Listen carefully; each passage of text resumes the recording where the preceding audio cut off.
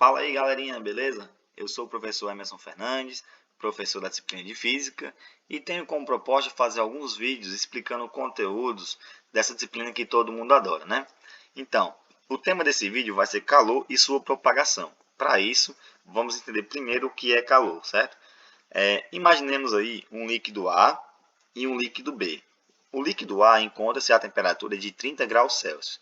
Já o líquido B encontra-se a temperatura de 10 graus Celsius, certo? O que acontece é a gente misturar esses dois líquidos. Digamos aí que eles atingem uma temperatura de 25 graus Celsius. Então, o líquido A, ele diminuiu sua temperatura. Já o líquido B, ele aumentou a sua temperatura. A temperatura de um corpo, pessoal, é uma grandeza física que está ligada diretamente à agitação das moléculas do corpo, certo?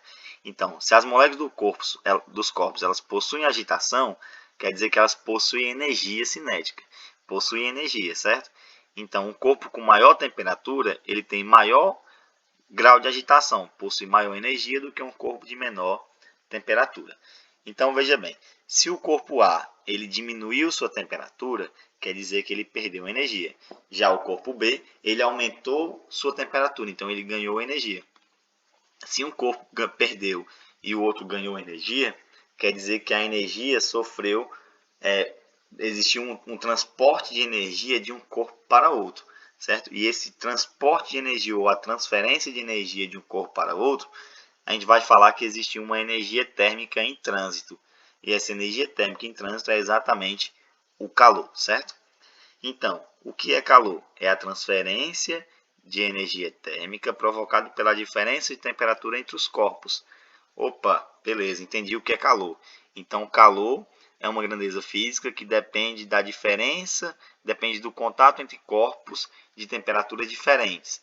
E ele só ocorre até que os corpos entrem em equilíbrio térmico. Na medida que os corpos entrarem em equilíbrio térmico, eles têm a mesma temperatura, então não tem como mais ter transferência de energia. Então não existe mais calor, beleza? Bom, e o calor, essa transferência de energia, né, transferência de calor, pode ser feito por três maneiras. Ele pode se propagar por meio da condução, que no caso vai ser a primeira maneira, né? E para entender esse meio de condução, vamos fazer o seguinte: imaginem uma barra que é constituída de partículas, de moléculas, certo? E vamos aquecer uma extremidade dessa barra. Essa extremidade que está sendo aquecida, as moléculas nessa extremidade elas ganham energia, certo? E ela vai liberar para a sua vizinha. As moléculas vão começar a liberar para a vizinha. E essa vizinha vai passar para a próxima. E a próxima para a próxima. E assim sucessivamente. Então, existia um transporte da energia por meio da conexão, do contato entre as moléculas. Então, podemos dizer o seguinte, que a transferência de calor por condução depende diretamente da matéria, ou seja, só existe transporte de energia, nesse caso aí, se for por meio da matéria, certo? Logo, a transferência de condução de calor não ocorre no meio se o meio for o vácuo, por exemplo, certo? Precisa da matéria para ser transportado. E aí, existem corpos que têm facilidade de transportar energia térmica e tem corpos que têm dificuldade, eles dificultam o transporte da energia térmica. Os corpos que são ditos como que possuem a facilidade de transportar energia térmica são ditos como corpos condutores térmicos. E aí acredita-se que os elétrons eles possuem uma influência nesse transporte de energia. Por isso que os corpos que são condutores são os corpos nos quais os elétrons conseguem se locomover com facilidade por esse corpo, certo? Os elétrons nas cargas livres, né? Conseguem se mover com facilidade. E exemplo de materiais que são condutores térmicos são os metais. Os metais eles são facilmente aquecidos, né? Já corpos que possuem dificuldade ou uma resistência para transportar energia são ditos como isolantes térmicos, certo? Um exemplo aí seria o isopor, a madeira. São corpos nos quais os elétrons eles não têm facilidade de se mover pelo corpo. Então, ele não consegue transportar energia com facilidade, certo?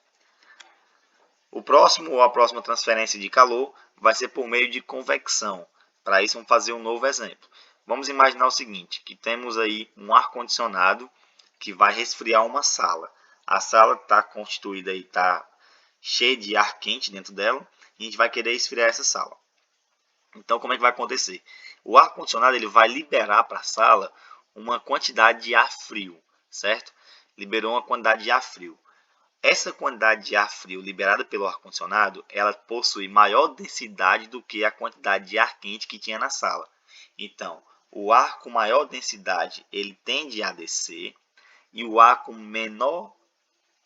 maior densidade tende a descer, e o ar com menor densidade tende a subir. Então, o ar frio vai descer, tem maior densidade, o ar quente, que tem menor densidade, irá subir. Esse fluxo de ar frio descendo e o fluxo de ar quente subindo formam as correntes de convecção. E aí, nesse caso aí, na transferência por convecção, existe, né, o transporte de energia e também o transporte de matéria. A energia está sendo transportada e a matéria também. O ar está subindo, o ar quente, e o ar frio está descendo, certo? Então, o próximo processo vai ser por irradiação, que é o único processo que pode acontecer se o meio for o vácuo, certo? A única maneira de transferir energia térmica no vácuo é por meio de irradiação. Então, vamos imaginar aqui no meio sendo o vácuo. E aí, um exemplo do dia a dia seria o Sol aquecendo a Terra.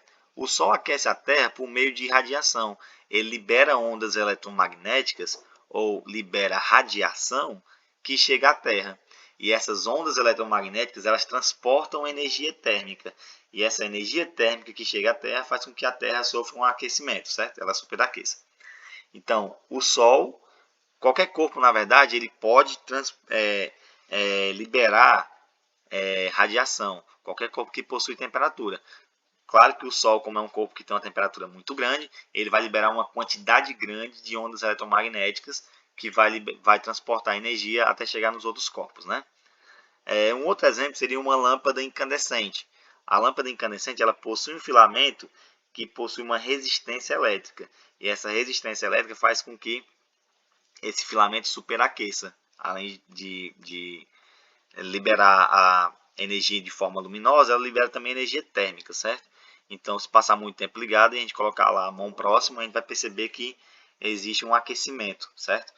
Porque existiu ondas eletromagnéticas transportando energia até a palma da mão, certo?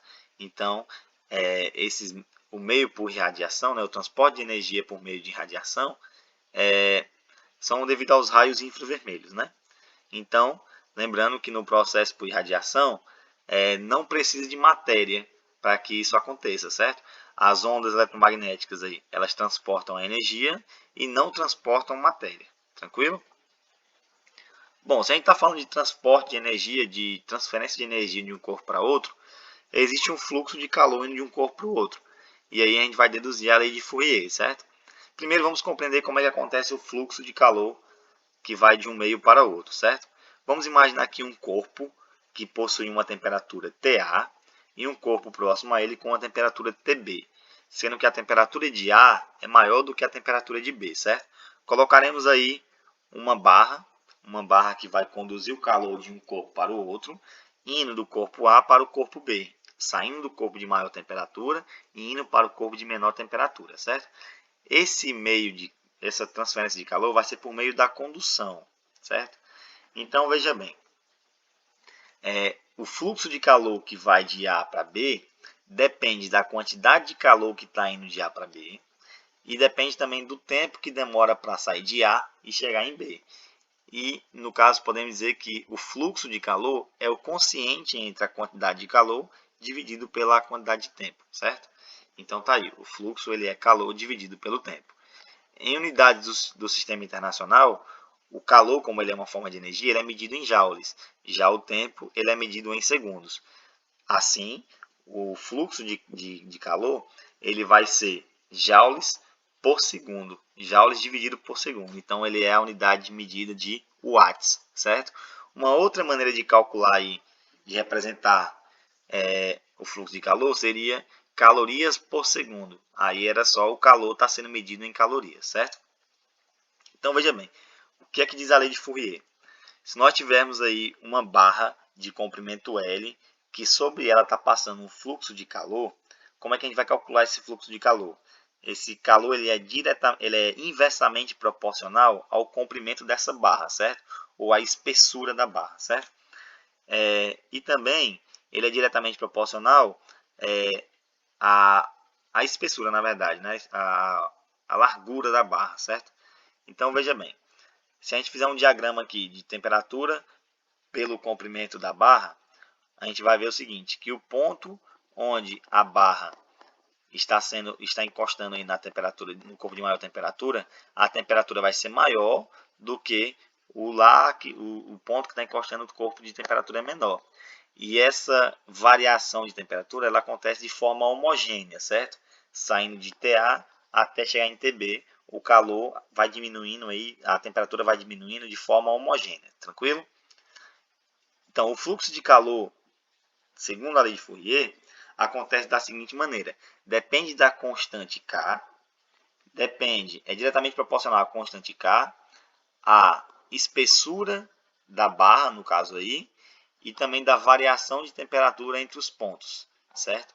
Então, o fluxo de calor que está indo de TA para TB é diretamente proporcional à espessura, à largura de uma secção reta de um ponto dessa barra, certo? E também é diretamente proporcional à variação de temperatura entre os corpos A e B. E inversamente proporcional ao comprimento da barra, certo? Essa constante K ela é o coeficiente de condutibilidade térmica. É uma constante que depende de cada material, certo? Cada material possui a sua constante de condutibilidade térmica, certo? Então, pessoal, era isso. Se vocês gostaram do vídeo, curtam o vídeo, se inscrevam no canal e esperem o próximo. E até lá. Valeu, galera!